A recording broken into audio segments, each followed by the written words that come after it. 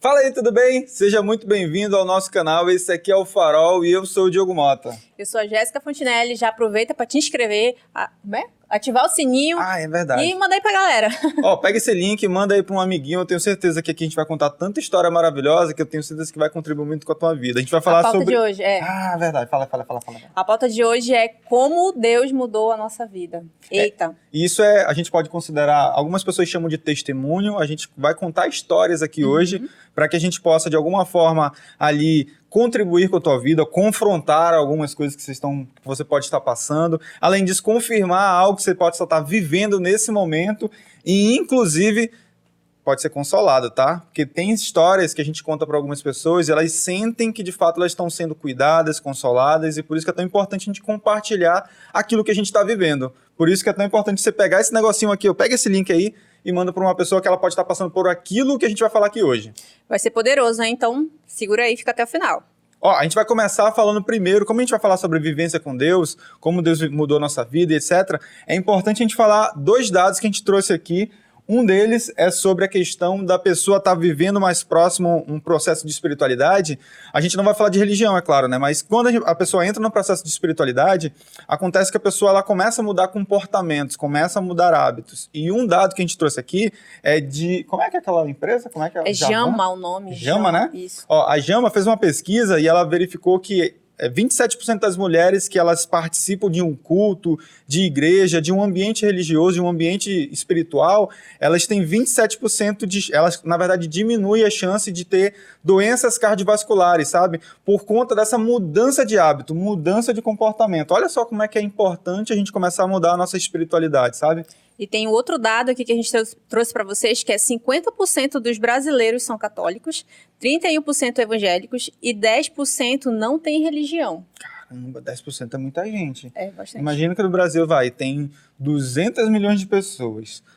30% de evangélicos, aí tem mais de 60 milhões de pessoas que são evangélicas. Caramba! E vai mudar, hein? Até 2032, 2036, esse dado aí promete mudar. É verdade. Até 2032 parece que 40% das pessoas, dos brasileiros, é claro, serão evangélicos e 40% serão católicos. Vai ter uma mudança legal aí. Agora imagina o seguinte, se a quantidade de pessoas que mudam, entre aspas, esse processo religioso de católico para evangélico já pode mudar alguma coisa, porque pensa no seguinte, lá atrás eram 12 apóstolos e Jesus. Eles fizeram... Muitas coisas. Fizeram muitas coisas, hein? E poderosíssimas, né? Agora imagina 60 milhões de pessoas, 70 milhões de pessoas, o que elas podem fazer com um país, sabe? Isso se, é claro, tiverem seguindo os princípios, mandamentos, né? Sim. Seguirem certinho, dá para fazer uma mudança muito boa nesse país, não dá? Tem uma pergunta lá no início que eu acho que você pulou. Eram 2 perguntas, eu acho. Vamos ver? Aí, isso aqui. São 2 perguntas para a gente refletir, antes da gente dar continuidade aqui na conversa, que a primeira é, como está a sua vida espiritual? A segunda é, quem você busca nos momentos difíceis? São 2 perguntas para a gente refletir e se questionar. Como é que tá a minha vida espiritual? Como é que tá a tua vida espiritual? Fala aí. Não, fala aí. Hoje, vou falar rapidão. Hoje a minha vida espiritual, ela tá assim, eu tô muito conectado e cada vez mais buscando a presença de Deus. Agora, como é que eu faço isso? Eu faço isso todos os dias, lendo a minha Bíblia, orando, me conectando através da minha meditação, da minha oração. E também tem a questão da igreja, né? Que é importante a gente estar sempre presente ali no ambiente de igreja para a gente entrar em comunhão, que a gente vai falar daqui para frente. Como é que tá o teu? Bem melhor do que alguns anos atrás, né? E, inclusive, antes de conhecer de verdade, eu acreditava que o meu relacionamento com Deus era bom. Era lindo, né? Eu acreditava que eu sabia até orar. Mas depois que eu passei a me conectar mais, aí eu percebi que eu não sabia de nada. Olha só, quanto poderoso, né? Porque às vezes a gente... eu oro antes de dormir, eu agradeço, eu acredito em Deus, mas será que isso é suficiente? Essa é uma pergunta muito boa. Será que é suficiente? Porque eu acredito assim, a primeira coisa que tu pensa no teu dia, quando tu acorda, a quem que tu dedica os primeiros momentos ali do dia? Isso é forte, hein? Porque eu, inclusive, eu tô até praticando mais. Eu acordava e pegava o celular. para eu ver o WhatsApp, para eu ver quais notícias que estão acontecendo, as minhas redes sociais. E aí depois eu ia orar. E aí eu peguei uma direta de esquerda, né, e acabei fazendo uma alteraçãozinha ali para poder deixar de lado um pouco as redes sociais, o celular, e aí me conectar primeiro para depois eu fazer aquilo que eu tenho que fazer. Sim. Acho que a gente vai falar mais lá na frente, né? Porque tem gente que usa Deus como se fosse um hospital. Pega ali aquele remedinho, vai-se embora, né? Ficou bom, vai-se embora. Mas aí eu acredito que a gente tem que fazer... Não é só tomar um remédio quando tá com dor de cabeça, entendeu? Sim. A gente precisa fazer algo antes. Preservar ali, Isso, né? Algo preventivo, né? Isso, exatamente. Era essa palavra que eu tava Preservar. Não sei de onde eu tirei preservar. Era preventivo. Algo preventivo. Agora, a segunda pergunta que é importante. Ó. É só um ponto que eu acredito que é interessante. Quando você falou assim, eu oro e tal, e eu acho que eu tenho uma conexão boa, eu já perguntei de várias pessoas sobre isso, sabe? Assim, cara, como é que tá a tua conexão com Deus? Tá ótimo, o relacionamento tá maravilhoso. Tá, beleza e tal. E como é que você tá passando por isso? Não sei. E o que Deus te fala? Aí rola um silêncio, sabe? A pessoa não tem resposta. Eu falei, se a tua conexão tá tão boa, o que você tá recebendo de informação? Nada. Por que você tá buscando também outras fontes, né? Se preencher ali daquele vazio. O pessoal tá buscando em todo canto, menos onde deveria. E como é que diz que a vida espiritual tá bacana, tá legal? Não tá boa, né?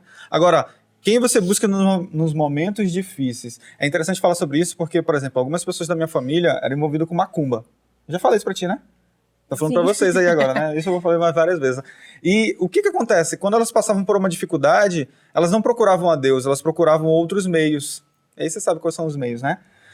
Então, no momento de dificuldade, quem você tá procurando? Você tá procurando um amigo? Você tá procurando outros deuses?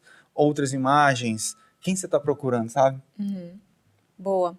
Fica aí a reflexão, né? Uma reflexão forte, inclusive.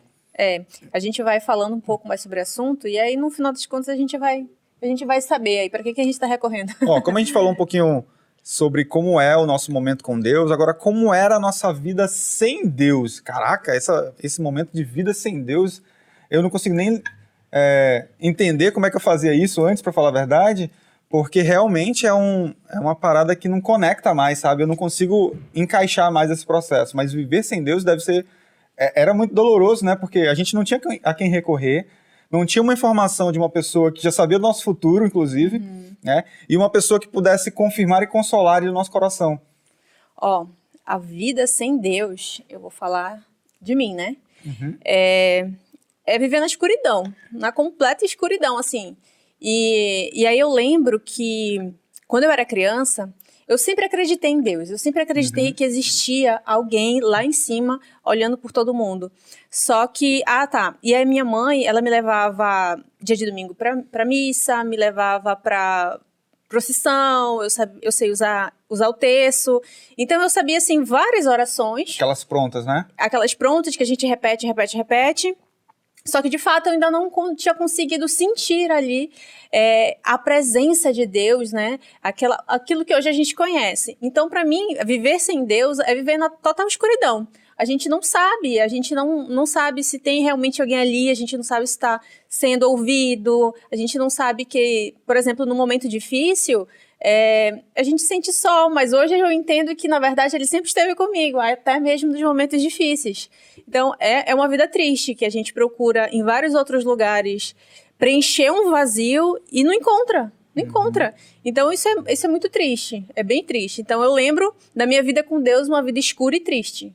Caramba, você falou sobre preencher o vazio e eu recordo muito de um ponto que eu aprendi, que existe um vazio em todo ser humano e o vazio é um buraco que está aqui no coração e o único capaz de encaixar perfeitamente nesse buraco é Jesus. É um encaixe perfeito, só que a gente tenta inclusive encaixar, por exemplo, no celular, a gente tenta encaixar bebida, a gente tenta encaixar qualquer outro tipo de equipamento, um carro, uma casa, tudo para preencher esse vazio. Coisas materiais até coisas mesmo. materiais. Tem gente que tenta preencher com alimento, né? Mas, na verdade, o único capaz de preencher esse vazio é o espaço certinho, é de Jesus. Então, e aí, voltando para o ponto sobre como era a vida com Jesus, eu lembrei de uma história de quando eu era criança, que eu peguei uma surra da minha mãe, Eu fui dormir de couro quente, né? E o que aconteceu foi que naquele momento eu chorei pra caramba pra dormir e tal. E, cara, eu pensava assim, ninguém vai vir aqui pra me acudir, ninguém vai vir aqui pra me consolar, ninguém vai vir aqui, sabe? E quando foi agora, depois dos meus 30 anos, eu tinha, sei lá, uns 6 anos, eu tô com 34. Então, com meus 33, 32, eu recebi uma resposta de Deus, ele falando pra mim, você lembra daquele dia que você pegou uma surra da sua mãe, você apanhou, você foi dormir chorando? Ei, eu tava lá do teu lado segurando a tua mão. Caramba, naquele dia foi muito forte pra mim, porque ainda tinha um vazio, uma dor marcada em mim, sabe, naquele momento. E quando eu entendi que de fato Deus estava ali do meu lado e eu lembrei da presença dele, só que eu não tinha percebido naquele momento, cara, isso fez total diferença na minha vida. Sim, a gente fica procurando em relacionamentos até, né? Preencher aquele negócio. Quando a gente não consegue nem objetos, bens materiais, quando a gente não consegue em comida, em bebida, a gente vai procurar também outras pessoas. E provavelmente é pai, mãe, depois esposo, esposa. E aí depois a gente vê que tem tudo. A pessoa até pode conseguir tudo isso, mas no final das contas, ainda assim, vai estar sentindo aquele vazio. Eu já ouvi várias histórias de pessoas, famosas até, que alcançaram tudo na vida. Tudo que vocês possam imaginar. Helicóptero, barco, tinha tudo, uma família, mas ainda assim sentia um vazio, eu não consigo nem explicar. Inexplicável, inclusive. Eu acho que só quem passa, né, consegue perceber, né, captar isso que a gente está querendo passar aqui. Mas é um vazio muito... que não consegue preencher com nada. E só mesmo a presença de Deus que pode... É como se fosse o quebra-cabeça que a gente perde, sabe? Pecinha ali, na verdade, é a primeira peça que... A gente monta todo o quebra-cabeça lá de uma vida bonita, né? E aí, o finalzinho tá lá. É Deus, né? Que fica faltando ali. E às vezes, muitas pessoas, infelizmente, não conseguem encontrar isso e ficam aí procurando, martelando em outros lugares e não vai encontrar. Não vai encontrar, cara. E isso são alguns comportamentos que a gente vai tendo durante esse processo, até a gente identificar que essa falta, esse vazio, de fato é espiritual, sabe? É fora de uma explicação, é uma conexão direta. Então, quando você fala de escuridão, é porque a gente fica afastado da luz, a gente fica afastado da nossa essência. Exatamente. Aí quando a gente se afasta da essência, de fato, cria um vazio. É por isso que a gente precisa de, assim, pensar, cara, o que eu tô sentindo aqui? É emocional, é mental, é espiritual, é material? Porque quando a gente tem clareza do que a gente sente, do que está faltando, a gente de fato vai buscar. Porque se a gente não tem clareza, não identifica qual é o problema, a gente vai buscar em qualquer lugar. E aí, em qualquer lugar, a gente não encontra o caminho certo. Outra coisa que, quando a gente vivia sem Deus, comportamento, fala, forma de se expressar, relacionamento, era tudo diferente. Né? Era confusão, era intriga. Eu era uma pessoa extremamente reativa. Eu sempre falo essa história porque eu ainda não sou uma pessoa muito paciente, mas antes era pior, porque qualquer coisa que falava que era contra um pensamento que eu tinha, contra alguma crença minha, eu reagia de forma agressiva. Era isso, eu era agressiva. Não sou reativa, eu era agressiva. Eu não conseguia dialogar com uma outra pessoa. Se ela discordasse de mim, era um tapa, uma mão.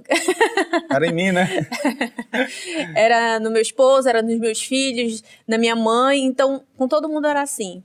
E depois que deixei Jesus ali entrar e tomar conta de mim, agora tá melhorando, né, amor? Tá melhorando. Tá sensacional, incrível, pra falar a verdade, né? A Jéssica, ela tem um perfil que é dominante para algumas pessoas, a gente possa ser considerado como um executor.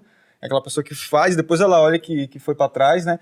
Só que em compensação, isso é muito bom para quem quer realizar tarefas. Não dá para olhar só o lado negativo, vamos dizer assim, mas tem um lado positivo de realização, de atitude, de falar. E eu admiro muito isso na Jéssica, porque ela tem coragem de falar coisas que eu fico, caramba, como é que ela falou isso, cara? Eu não tenho coragem de falar desse jeito, dessa forma. Eu não consigo, sabe? Enquanto eu já tenho um perfil mais comunicador, eu sou mais retraído, eu evito falar algumas coisas que é para evitar confusão. E agora eu estou me posicionando um pouco mais quanto a isso, para que eu possa me expressar de fato. né? Porque senão eu fico toda vez retraído ali, não falo aquilo que eu penso e aí não sou sal, não sou luz no meio da escuridão, sabe? Então a gente também tem que saber dosar isso e Deus vai nos dando sabedoria para caminhar com isso. Agora, uma coisa que eu fazia era, às vezes, falava coisas que não eram tão agradáveis. E isso machuca algumas pessoas. Então, por exemplo, para a mulher, principalmente, falar sobre a beleza dela, sobre a estrutura física dela, sobre a questão emocional dela, é muito penoso, vou dizer assim, sabe?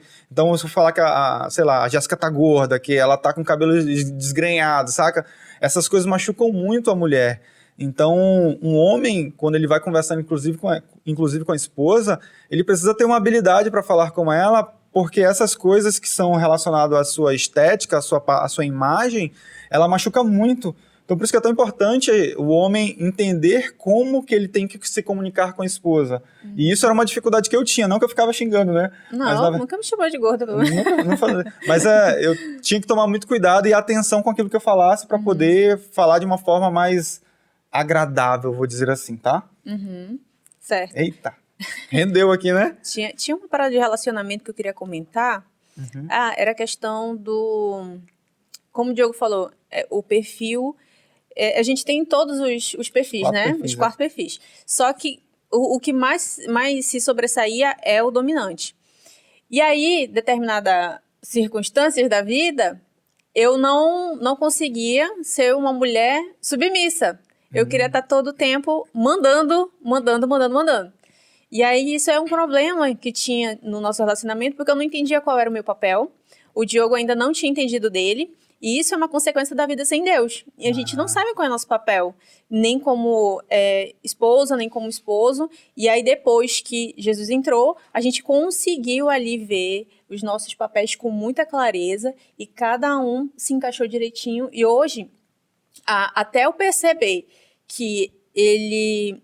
Na verdade, eu acho que a insegurança, né, me fazia ser uma mulher insubmissa.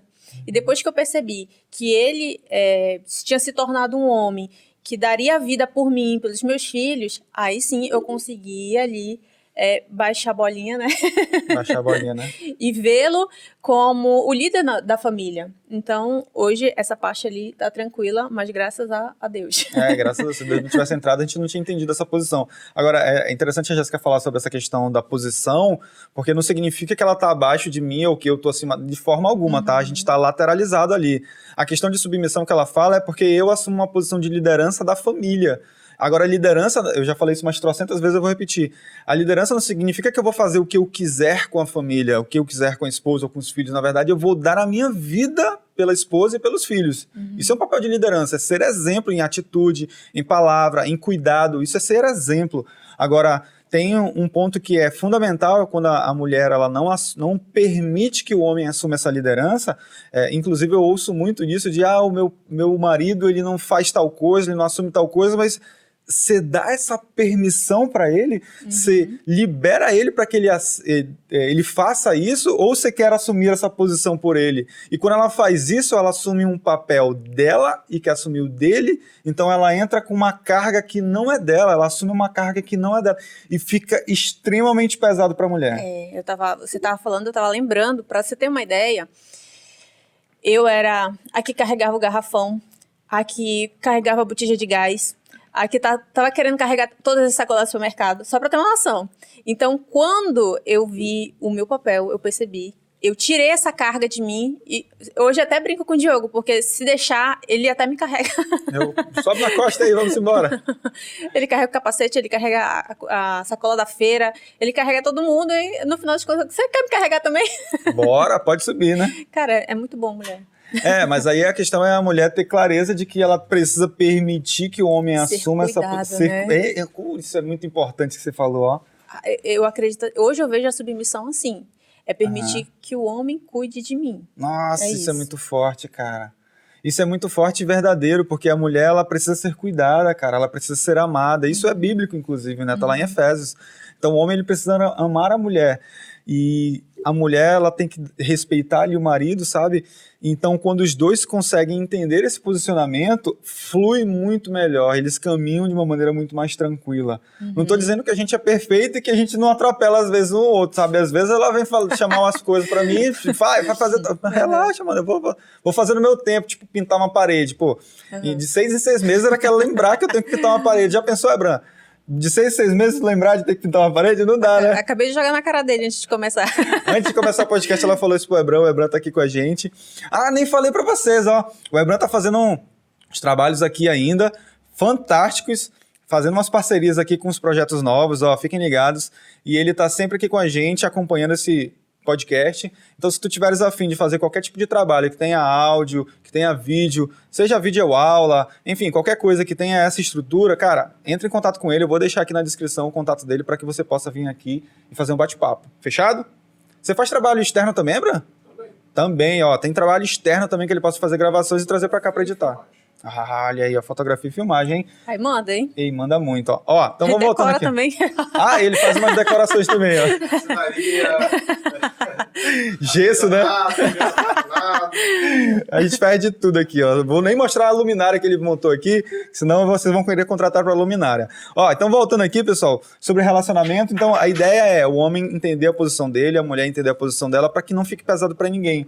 Às vezes eu também cometo meus erros, né, que eu não sou perfeito, mas eu não uso isso como uma desculpa para continuar pecando, continuar errando.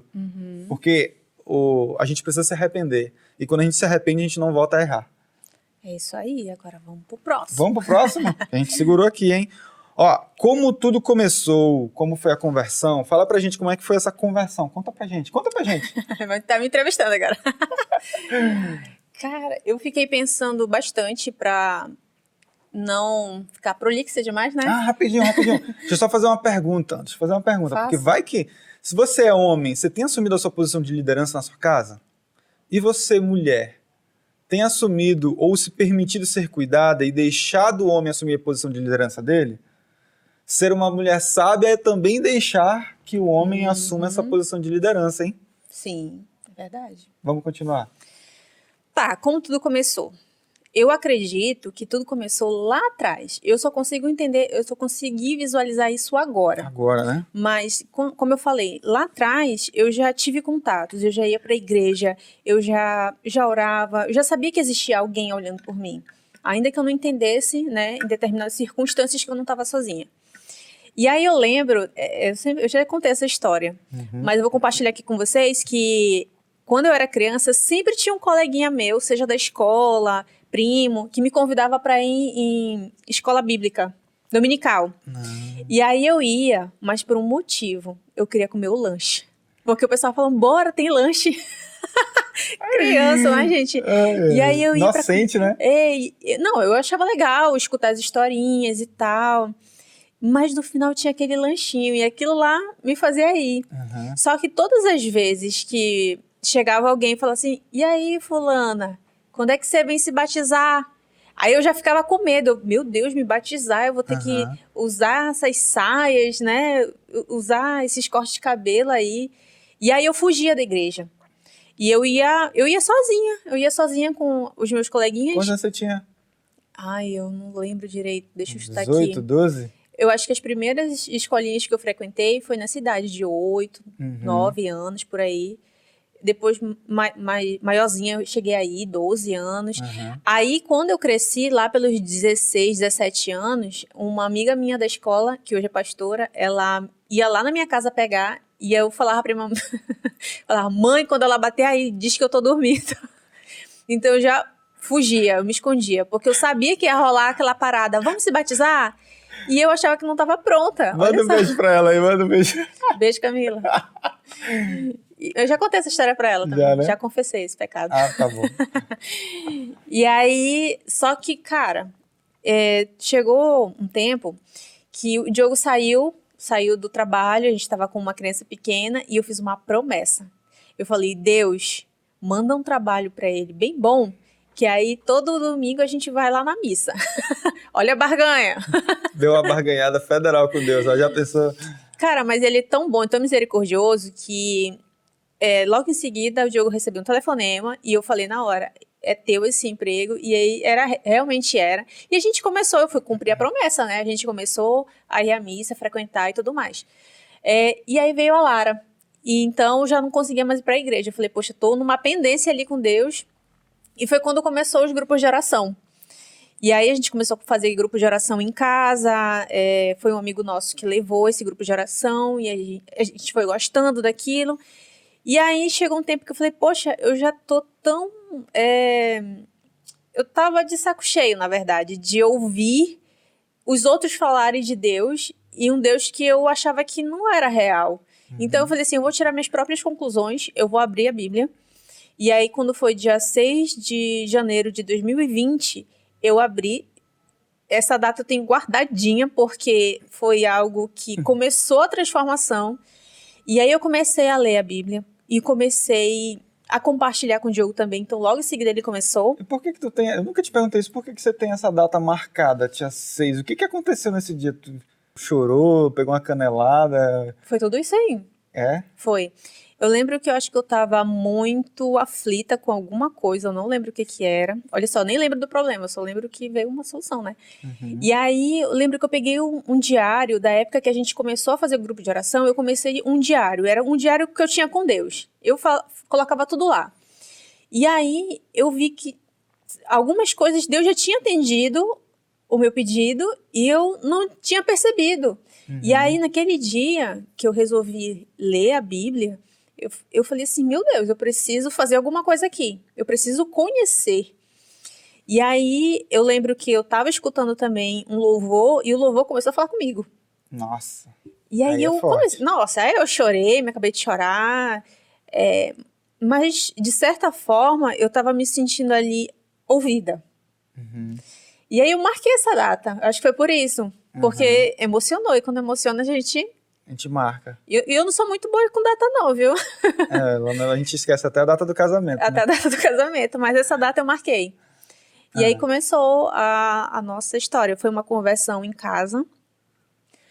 Ninguém orou na nossa cabeça. Ninguém orou, ninguém me convidou para ser batizada. Ninguém fez apelação. Ninguém fez a apelação. Foi ali uma conversão, eu e Deus. Foi a própria palavra que foi se revelando. E eu sentia Deus falando ali comigo através da Bíblia e compartilhando com o Diogo. Depois ele começou a ler também e começou a falar com ele também. E aí começou a nossa conversão, foi ali, né? A conversão foi ali no quarto. Era um quarto, ainda não era um escritório, ainda era um quarto. Você começou a ler primeiro e eu sou um pouquinho competitivo, né? Eu vi que ela estava lendo a Bíblia, eu falei, caramba, hoje à tarde eu começo a ler, amanhã de manhã eu já começo a ler. Porque todos os dias eu já estava com o hábito de leitura e todos os dias eu ia lá e lia meu livro pela manhã. Só que quando eu vi que ela estava lendo a Bíblia, eu falei, que ela vai ler a Bíblia sozinha. Olha aí, Abraham, vai ler a Bíblia sozinha. Já pensou? Falei, rapaz, eu vou em seguida, né? Aí comecei a ler a Bíblia e fui. Quando eu vi, eu já estava melando a Bíblia de lágrima, às vezes até de sangue, que eu roía muita unha, né? E machucava aqui, melava. Eu falei, rapaz, a aliança tá forte aqui, né?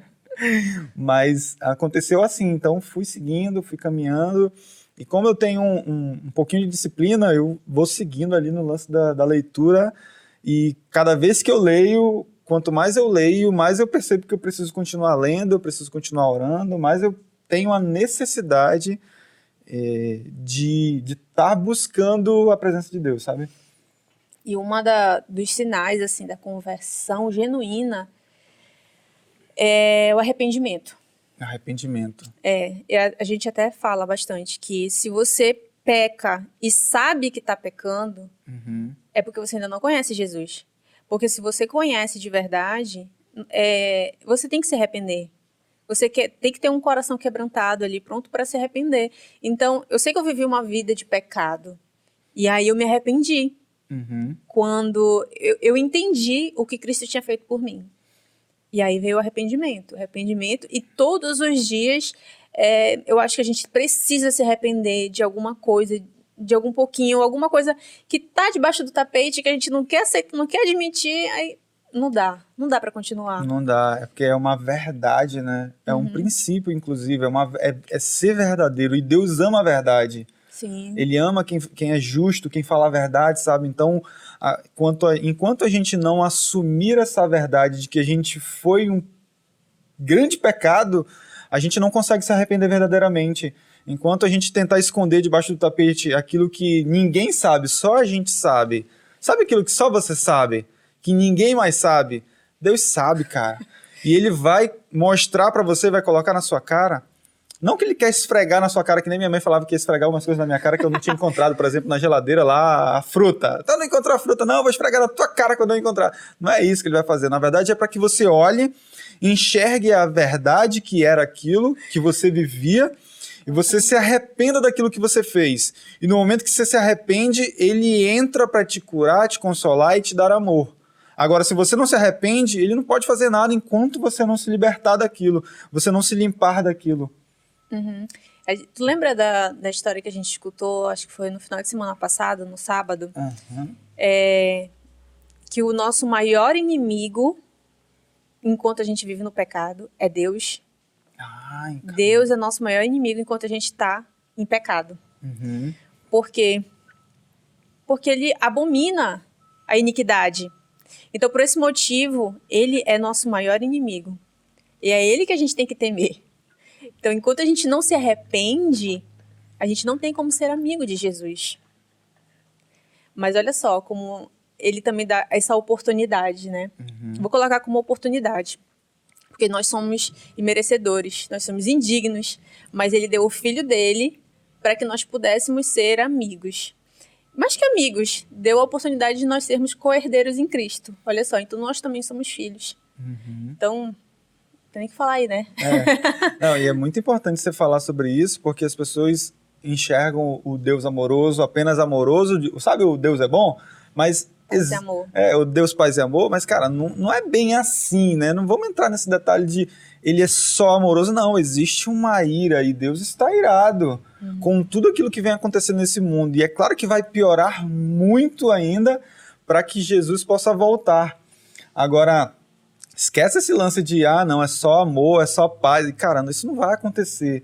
Ele vai voltar e quando ele voltar, ele vai vir com sangue nos olhos, a faca na boca, montado num cavalo, enfim, para que ele possa justificar, fazer todo o processo de justificação, né? Então, quem estiver debaixo dele, conectado com ele, vai estar justificado. Agora, quem não estiver conectado com ele, não vai estar justificado. E vai para onde? Vai para onde? Vai para onde? Tensão agora, momento de tensão.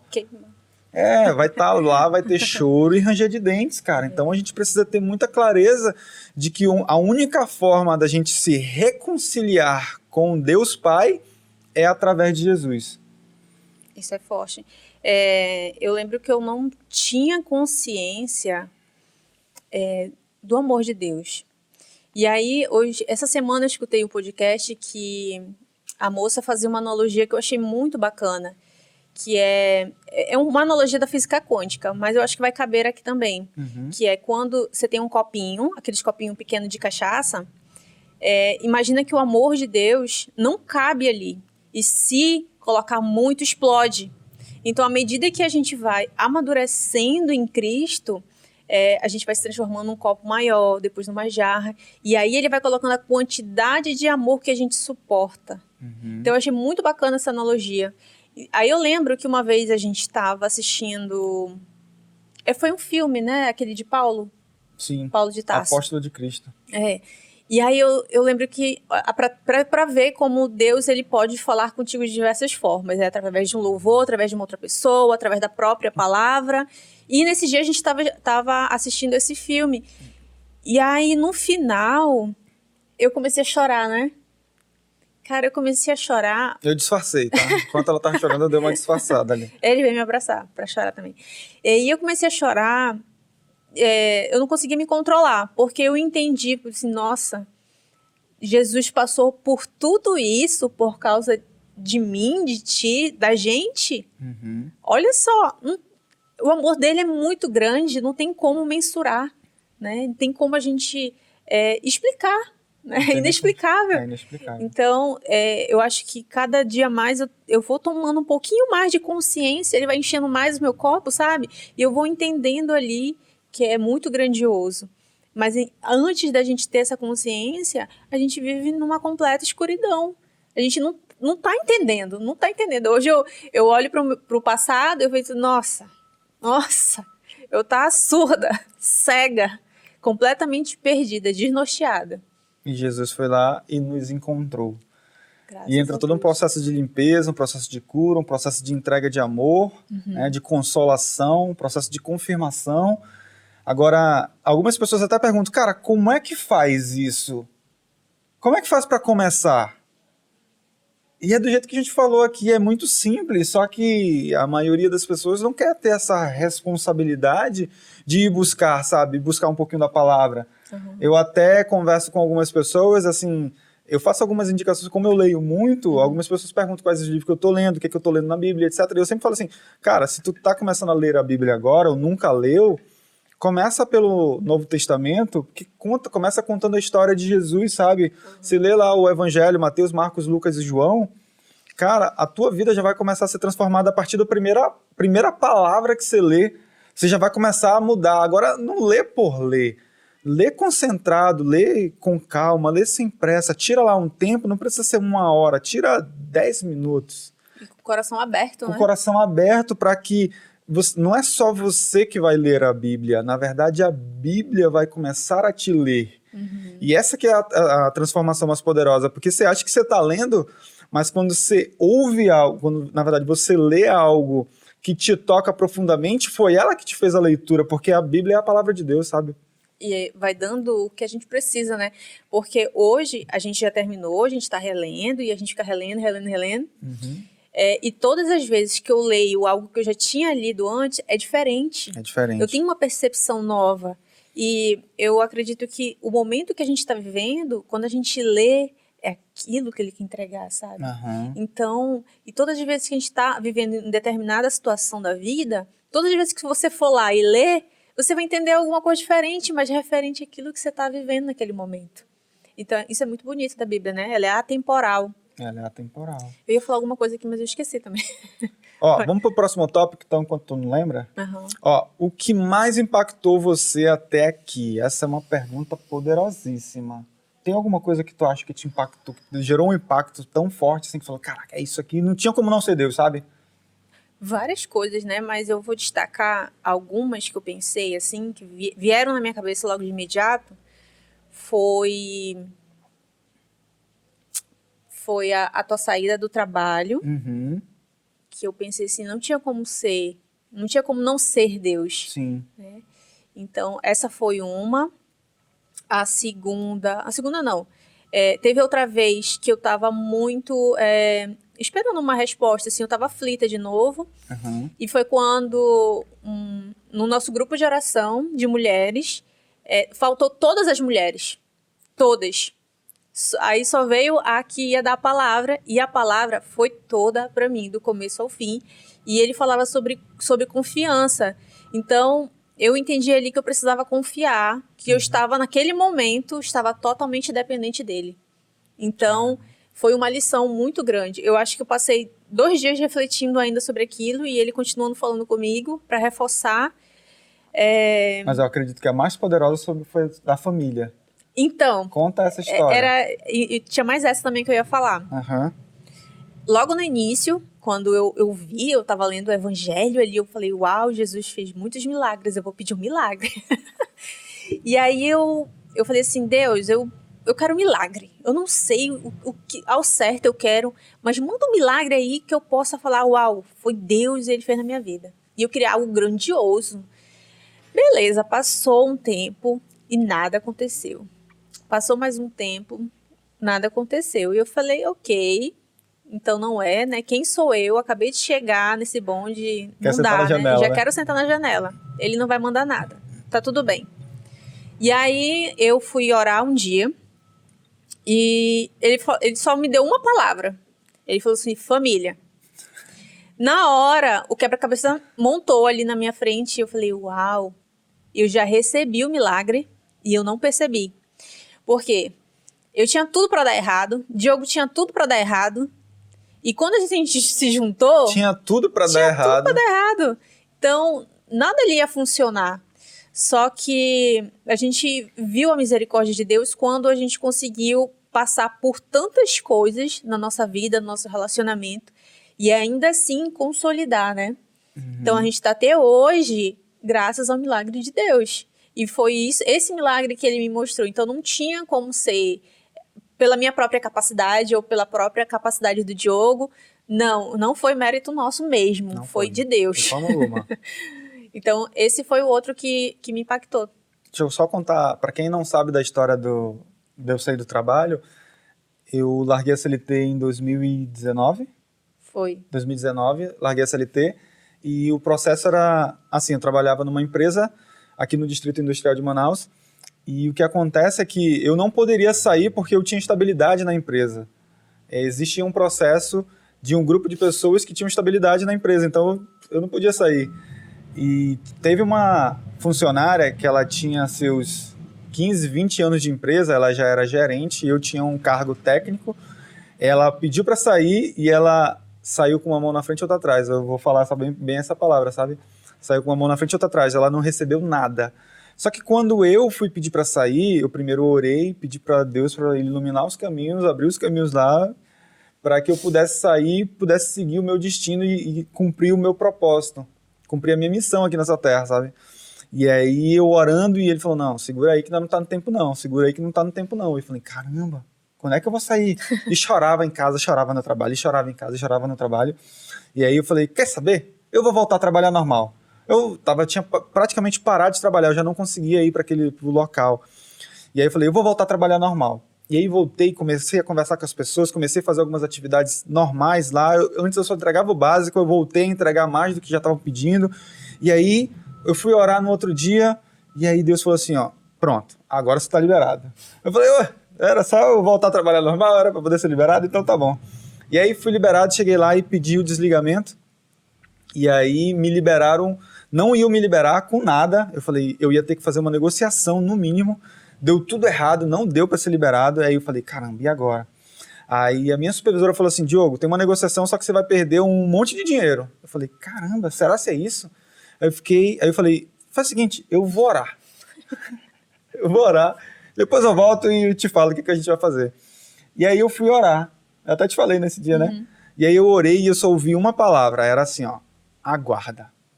Eu falei, nossa, foi direto, né? Tá bom. Fui lá, aguardei, e aí cheguei lá no outro dia para falar isso para minha supervisora. Cheguei lá, ô fulano, é o seguinte... Deus falou para esperar. Eu vou ter que esperar. Vou ter que esperar aqui, e aí fui esperar. E o que aconteceu foi que ela falou, cara, não vai dar, você pediu para sair, agora você vai ter que sair e tal, não sei o quê. Eu falei, cara, não vai rolar não, eu vou ter que esperar. Se tiver que trabalhar normal, eu vou trabalhar normal e tá tudo bem. Ela falou, ok. Cara, quando foi no outro dia, chegaram comigo e falaram assim, ó, Diogo, é o seguinte, você vai ser liberado e vão te liberar tudo que é de grana que você vai ter que receber. E aí eu falei, caramba, olha só, porque se fosse por mim, eu tinha saído, deixado tudo lá dentro, sabe? Mas como o plano era de Deus, o plano era muito melhor que o meu, o plano dele foi perfeito. Já estava feito. Já estava feito. Ah, e eu usava essa palavra, olha, eu vim até com a camisa e não foi à toa. Todas as vezes que eu ia falar com a supervisora, eu falava assim, ó, amiga, cumpri a tua parte, porque a parte de Deus já está feita, só preciso cumprir a nossa parte aqui embaixo. E ela falava, caramba, que confiança, né? Eu falei, é verdade, pô, porque não depende de mim. Deus já está fazendo tudo, já fez tudo, eu não estou fazendo nada, ele que está fazendo tudo. Então já está feito, agora a gente só precisa cumprir a nossa parte aqui. E aí quando terminou esse processo todo, eu falei, ó, tá vendo? Deus já tinha ido na frente, ele já tinha cumprido toda a parte, tinha feito toda a parte na minha frente, e a gente só fez a nossa parte aqui nessa terra. Então já está feito. Toda vez e quando eu saí do local do trabalho, encerrando tudo, eu falei assim, pessoal, orem para Deus para os planos de vocês serem realizados, porque eu tenho certeza, se ele permitir que alguma coisa vocês consigam ver na mente de vocês, é porque já está feito. Agora vocês só precisam fazer a parte de vocês aqui nessa terra. Então, essa foi a história sobre sair, e foi um milagre exatamente. Porque só com a minha capacidade eu não teria conseguido fazer aquilo. É isso aí. Forte, né? Rapidinho, Rotem. Sobre as respostas, todas as vezes que a gente... porque a gente vai chegar nesse ponto sobre desanimar. Mas todas as vezes que a gente vinha desanimando... vinha uma resposta, né? Pra gente continuar, pra gente persistir e tudo mais. Bora lá. Mantém firme, continua o trabalho, continua o que você está fazendo, continua. Não para, não desiste, não volta, continua. Isso. Né? E essa é uma resposta importante, porque quando a gente está desanimado, a tendência que a gente tem é realmente parar. a gente tá cansado, a gente quer descansar, a gente tá frustrado porque tá dando tudo errado, a gente fala, cara, não vou mais fazer isso não, vou voltar a trabalhar com o que eu trabalhava mesmo. E aí a gente vai orar e de novo vem aquela palavra, continua. Ou então ele manda através de outras pessoas, porque a manifestação de Deus, ela vem de várias formas, né? Sim. Ela pode vir através dele diretamente, né? Pode vir através de sinais e sonhos, ou pode vir por outra pessoa. Então, muitas das vezes a gente estava muito desanimado. Você lembra daquela da Nath, né? Várias vezes a gente recebeu direct, WhatsApp, de pessoas que a gente nem tinha comentado, né, o que a gente estava passando, a situação. E aí a pessoa vinha e falava um monte de coisa, e eu falei, cara, só pode ser Deus. Então, era muito... Não tinha coincidência nenhuma, não sabe? Não tinha, né? Era muito improvável que a pessoa... Inclusive, algumas pessoas falaram até sobre alguns planos que a gente tinha, nomes específicos, sabe? Então, não tem como negar que era Deus. Ó, eu vou até abrir um aqui, o Ebram vai cair para trás ali na cadeira, porque eu tive uma visão uma vez e eu não comentei com ninguém. E essa visão era a ver com um estúdio, pra gente fazer gravação de podcast, fazer gravação de videoaula. E aí o que aconteceu foi que um amigo que ele tá no Canadá, o nome dele é Hudson, amigão nosso de muitos anos, ele me mandou uma mensagem, ele falou, caramba, vejo vocês gravando no estúdio e tal, isso vai dar certo. Cara, falou coisas que eu não tinha comentado com ninguém, eu falei, nossa! E hoje a gente tá aqui, com parceria com o Ebram, a gente fala assim, caramba, olha só como as coisas vão se cumprindo, sabe? O projeto de Deus ele é muito maior do que o nosso, e a gente nem podia imaginar, só que a gente precisou começar. A gente começou em casa, no escritório, enquanto a gente estava conversando com o Ebram lá, e aí quando foi em determinado momento, o Ebram falou assim, cara, liberou a agenda aqui, vamos tocar o barco. A gente foi lá e veio aqui, conversou e continuou, e estamos seguindo. Então, o plano de Deus é muito melhor, mas a gente precisa fazer a nossa parte, não dá para ficar parado, deitado lá, só esperando em casa, sabe? A gente tem que se movimentar. Não vai cair no colo. Não vai cair no colo. É isso aí. Qual é o próximo? Eu só lembrei por exemplo, sobre essa questão de manifestação de Deus, é porque quando Elias, isso é bíblico, né? Tá lá no livro de Samuel?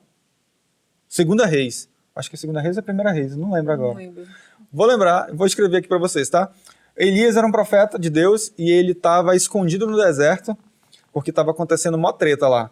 E aí o que aconteceu foi que Deus foi falar com ele, só que ele estava esperando Deus de uma forma. E veio trovão e não era Deus, e veio tempestade e não era Deus, veio ventanias e não era Deus, veio chuva não era Deus. Mas aí veio uma leve brisa bem suave e aí era Deus falando com ele. Então, às vezes a gente se limita ou quer limitar a forma com que Deus fala com a gente, mas na verdade ele pode falar de várias maneiras. Então, às vezes eu posso entregar uma mensagem para a Jéssica pode entregar uma mensagem para mim. Só que se eu tiver com o coração cheio de soberba e arrogante, eu acredito que só eu sou o cara que entrega as chaves, só eu entrego as mensagens e só eu posso entregar a mensagem para a Jéssica, e se ela falar alguma coisa para mim, não é de Deus, sabe? Então eu preciso ter um coração mais humilde para que eu possa receber o ensinamento de uma outra pessoa, porque Deus usa pessoas também para falar com a gente. E a gente tem que ver, também tem que ter cuidado com as profetadas, né? Porque tem gente que adora fazer uma revelação sobre a tua vida. Ainda pede Pix, né? Ainda... O Ebram riu ali, ó. Sempre rola. Deposite aqui seu Pix, inclusive. Para receber sua revelação. Não, gente, isso não existe. Na verdade, o que eu posso fazer? A pessoa pode revelar algo que Deus já me mostrou. Então, quando as pessoas vinham falar com a gente, já era algo que a gente já sabia, algo que a gente já estava vivendo, já estava passando, a gente já estava esperando essa resposta. E aí vinha a pessoa e entregava. Então, fica esperto quando a pessoa vem falar, eu tenho um negócio para te contar, eu estou vendo, eu estou não sei o quê. Presta atenção. A primeira coisa, o primeiro contato que você tem que ter é com Deus. E aí sim, você confirma aquela revelação. É muito interessante você falar sobre isso, porque Deus primeiro vai começar a falar com você sobre determinado assunto e depois ele pode compartilhar com outra pessoa para te confirmar. Que tem aqueles 3 Cs que a gente conversa, é o C da confirmação, o C do confronto e o C do conforto. Então, a confirmação é o que as pessoas mais são enganadas. Imagina, são 3 Cs. O da confirmação é o que as pessoas são mais enganadas, porque é o da revelação. Então, todas as vezes que as pessoas buscam alguém para revelar algo do futuro, algo que ela está desejando. Ainda mais quando é algo legal, né? Ainda mais quando é algo legal. Se for algo legal, aí melhor ainda para ser enganado, né? Já pensou se a pessoa fala assim, eu tenho uma revelação, você vai morrer daqui a 3 dias. Ah, eu não quero não, saca? Então, o C da confirmação, que é, entre aspas, a revelação, é a que as pessoas mais usam para serem enganadas, para enganar os outros. Mas a confirmação, ela existe, desde que Deus já tenha falado com você, e aí ele coloca uma outra palavra para a pessoa, para que vocês possam se unir e entrar em comunhão, sabe? Porque existe essa conexão. Então, o C da confirmação. Agora, o outro C, o C do consolo. Sempre vai acontecer de Deus te consolar sobre algo que está acontecendo. Então, se você buscar a Deus, por exemplo, num momento de ansiedade, ele vai te trazer, ele vai tirar o peso, porque o peso dele, o fardo dele é leve e suave, sabe? Então, a gente pode buscar a ele para poder ser consolado. Agora tem outro C, que é o C do confronto. Esse C é o que faz todas as pessoas se afastarem de Deus. Porque ninguém gosta de ser confrontado. Essa semana a Jéssica falou para mim bem assim, Diogo, tu tá sendo muito... Como é que é? Tu tá sendo... Eita. Tu tá falando com comiseração, né? Comiseração. Tu tá agindo com muita comiseração, porque eu tava assumindo um pouco demais a responsabilidade daquilo que eu fazia. E ela falou assim, tu tá fazendo muita comiseração, Diogo. E eu falei, caramba, eu fui confrontado ali, sabe? E aí eu, na hora, queria dar uma resposta pra me defender, e eu fiquei, não, cara, ela tá certa. Eu falei, não, entendi, realmente eu entendi o que você tá falando, e eu vou refletir sobre isso, eu vou pensar sobre isso, porque... tinha muita verdade sobre aquilo, mas no momento do confronto é muito desafiador para a gente se manter numa posição de ensinável, de humildade para receber aquela palavra, sabe? Então esses são os 3 Cs, confirmação, confronto e consolo. Fica atento a esses 3 porque eles existem e acontecem diariamente. E agora eu vou falar uma coisa, hein? A gente cresce muito no confronto. Cresce muito mais no confronto do que na confirmação, cresce muito, porque imagina um pai vai corrigir um filho. É isso que Deus está fazendo. Ele está te corrigindo, ele está te podando ali. Mas é para te crescer. Te crescer e dar frutos, né? Então, é dolorido. É dolorido, porque eu já escutei várias coisas. Inclusive, eu vou revelar... fazer uma revelação, não. Eu vou revelar algo sobre mim. Vou dar uma profetada aqui, né? Não, que uma vez eu estava orando e foi um confronto. Deus falou bem assim, olha, nada na tua vida vai ser fácil. Vai... Nossa, eu chorei, claro, né? Ai, meu Deus. Você tá falando que nada vai ser fácil? Nada. Aí vem o porquê. Porque tudo para glorificar o meu nome. Então eu entendi que tudo que acontecesse na minha vida seria para glorificar o nome de Deus. E aí, muitas vezes, a gente é preciso matar o nosso ego todos os dias um pouquinho ali. Então, todos os dias eu morro para poder Deus crescer e aparecer em mim. E a Jéssica vai diminuindo. Então, é isso que é trazer, viver em Cristo, entendeu? A gente vai morrer todos os dias um pouquinho. E aí a gente vai entrar justamente sobre a vida cristã, que há uma romantização dessa vida. E eu estava conversando ontem com uma amiga pelo Instagram, e ela estava me contando a história sobre casamento e tudo mais. E eu falei, cara, tem determinadas situações que o povo fica romantizando. Fala, ai... Deus tem um plano muito melhor pra ti e tal. Amanhã serão... Como é que era o negócio? Dias melhores virão. Dias melhores virão. E é um dias melhores virão pra sempre, né? Então... Mano, dias melhores não virão, né? Pra falar a verdade. Eu falei, vem cá. Primeiro a gente precisa pensar em arrependimento. Em arrependimento, em obediência, pra poder a gente mirar ali em algo legal que pode acontecer, entendeu? Mas primeiro, a gente tem que aprender a carregar a nossa própria cruz. Para aí sim vislumbrar com algo legal. Eu falo assim, que o cristão, a esperança do cristão é ganhar a vida eterna ao lado do Pai. Então, tudo que acontece aqui, ó, amado, suporta, te vira, né? Suporta. Agora, uma coisa que a gente tem que entender é que a gente não tá só, né? Essa é a principal diferença. E aí, a gente vai falar sobre a igreja, né? Não, que é a igreja. Agora...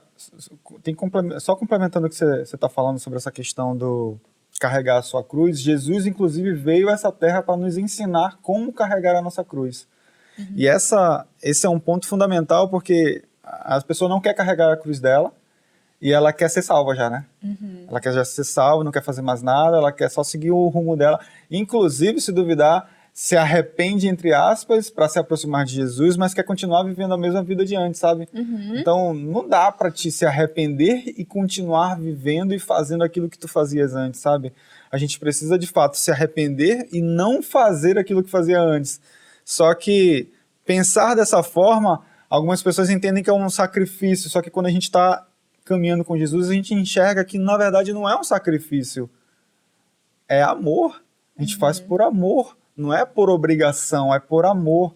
Porque a gente já enxerga a verdadeira essência daquilo que Jesus fez por nós. E aí, no momento que a gente vê tudo aquilo que ele fez por nós, a gente fala, caramba, o mínimo que eu posso fazer é me entregar e carregar a minha cruz por ele também. Porque isso, de fato, é o processo que a gente tem que caminhar, sabe? Agora, tinha um ponto que você estava falando que eu acredito que estava... Puxa, tinha um exemplo muito legal que eu ia falar aqui. Ah, tá, sobre o deserto, sabe? Quando você falou sobre o processo de não vai ser nada fácil na sua vida, eu lembrei sobre o processo do povo de Israel no deserto.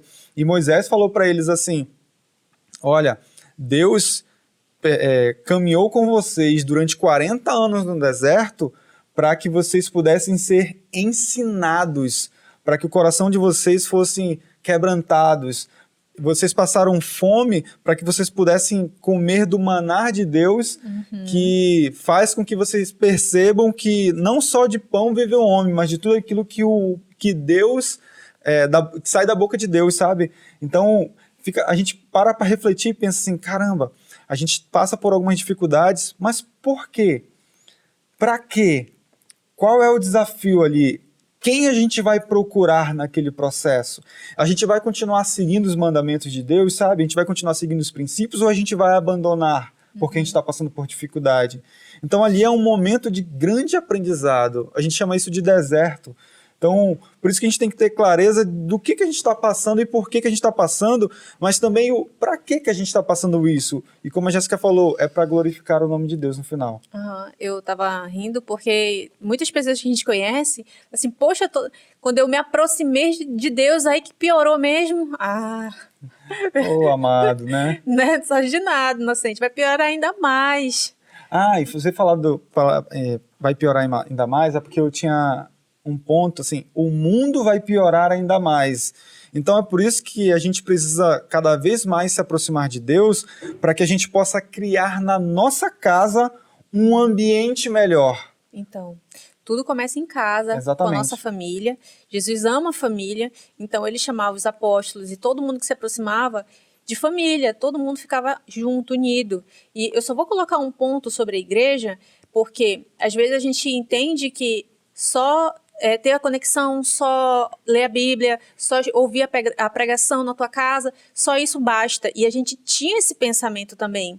Só que a partir de um tempo, a gente foi entendendo que Jesus estava chamando a gente também para a igreja, porque por mais que a gente saiba que existem muitos problemas com a igreja, a gente entende também que não existe a cabeça sem o corpo.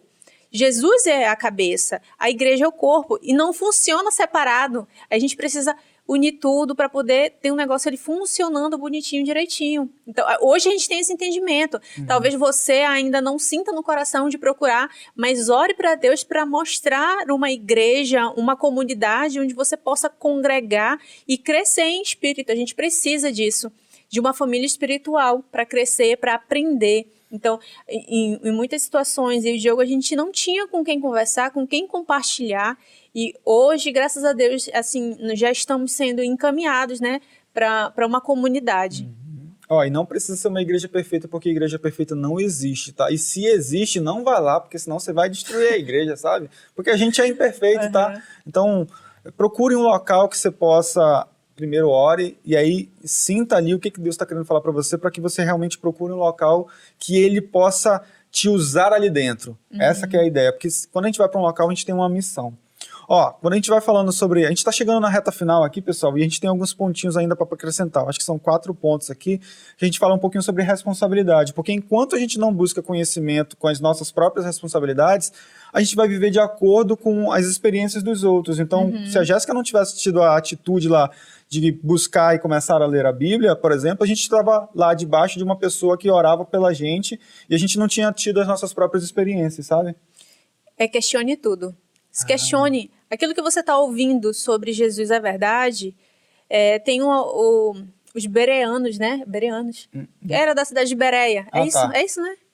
Sabe? Não? Existe uma história que o apóstolo Paulo foi pregar numa cidade de Bereia. E lá os bereanos foram consultar, depois que ele pregou, eles consultaram na Bíblia para ver se o que ele estava pregando era verdade. E isso que falta, às vezes, da pessoa assumir a sua responsabilidade de consultar para ver se aquilo que ela está ouvindo é, de fato, um princípio bíblico ou uma heresia. E, às vezes, as pessoas vivem ouvindo heresia e não sabem distinguir uma coisa da outra, mas por falta de responsabilidade também, né? Não consulta, não verifica. Não busca o próprio conhecimento, né? Ó, esteja com o coração atento aos sinais. Como a gente falou, existem várias formas de Deus falar com a gente. Através de sonho, diretamente, através de uma pessoa, sabe? Através de uma música. Então a gente só tem que estar atento ali aos sinais. E como é que a gente fica atento aos sinais ali? Um coração humilde, um coração quebrantado. Isso é treinável, né? Quanto mais a gente lê, quanto mais a gente busca, mais isso vai acontecer, não é verdade? O coração do cristão, ele precisa ser humilde, porque a gente nunca sabe quando é um confronto, um consolo, um conforto, às vezes, né? E aí eu lembro, voltando aqui uma historinha do Diogo, que eu iniciei, só que eu dei continuidade por causa dele, porque em um momento eu perdi ali a disciplina, não dei a prioridade, eu fazia atarefada, colocava várias outras coisas como minha prioridade, esquecia do meu devocional, esquecia de fazer a minha leitura. E aí eu vi o Diogo lendo. Então, ele passou de mim na leitura. E eu falei, não, peraí. Se ele tá arranjando tempo para ler, por que eu não posso arranjar? Então, eu dei o meu jeito e fui e continuei. E eu vi que ele realmente tinha se tornado um homem diferente, um homem com o coração quebrantado. E isso é muito bonito de se ver, porque a gente não pode perder a oportunidade quando uma pessoa vai entregar uma mensagem, quando Deus quer que tu escute alguma coisa. Então, a gente precisa ter o coração humilde, o coração quebrantado, obediente. Deus quer gente de coração obediente. Ele quer mais obediência do que sacrifício. Exatamente. Então, a gente tem que ter essa ideia de que, Deus quer tudo meu. Não, ele quer que tu obedeça. Ele quer primeiro que você obedeça. Depois ele vai te falar o que ele quer. Agora, obedece primeiro e aí ele vai te ensinar aquilo que você vai fazer. E aí, cara, por último ponto faça suas orações com piedade. Busque a Deus de todo o seu coração. Então, faça sua oração e deixa Deus falar contigo, sabe? Respira, fecha teus olhos, se concentra, fecha a porta do teu quarto, como está lá em Mateus 6,6. Fecha a porta do teu quarto, é só tu e Deus. Eu tenho alguns homens que eu sempre encontro e eu falo assim, meu amigo... Vou falar uma coisa para vocês, se você é homem agora e está assistindo isso, Deus quer ter um momento íntimo com você. Fecha a porta do teu quarto, Ele quer falar só contigo, um momento individual. Faz isso que eu tenho certeza absoluta, Ele vai falar contigo e você vai se tornar o líder na sua casa, inclusive o líder que provavelmente a sua esposa está esperando que você seja. Uau! Para concluir, eu vou contar uma história bem rápida sobre por que piedade. Existia dois homens que estavam orando no templo. Um orava lá na frente, de pé, soberba, falando graças a Deus porque eu sou um cristão bom, não sei o que, não sei o que lá. O outro estava de joelho, prostrado, com o rosto no chão, e ele falava que ele não era digno, que ele não era merecedor, que toda a honra, toda a glória era para ser dada a Deus. E assim, dessa forma que a gente tem que orar, com piedade, sempre glorificando o nome de Deus, acima de tudo. É isso. A gente espera muito que esse bate-papo aqui sobre um pouco de vida cristã. Tem muito mais outras histórias, mas a gente vai deixar para próximos podcasts. Mas espero muito que esse bate-papo tenha edificado a sua vida. Se você acredita que isso pode contribuir com a vida de uma outra pessoa, pega esse link, manda para alguém, que eu tenho certeza que ele vai te agradecer muito no final. Fiquem com Deus, embora junto.